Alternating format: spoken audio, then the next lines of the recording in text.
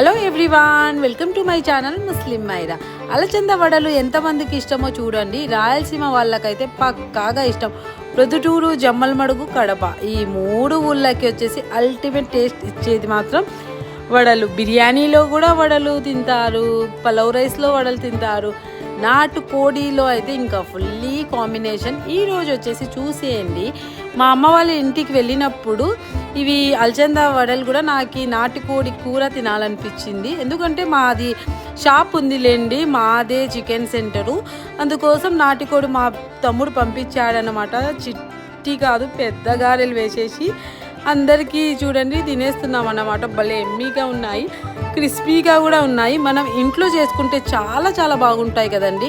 బయట కొనుక్కుంటే తక్కువనే వచ్చేస్తాయి, కానీ ఇంట్లో చేసుకుంటే క్వాంటిటీ కూడా ఎక్కువ వచ్చేస్తుంది అనిపిస్తుంది నాకు. చూడండి, అందుకోసం మా అక్క నా కోసం చేసేసారు. నచ్చితే లైక్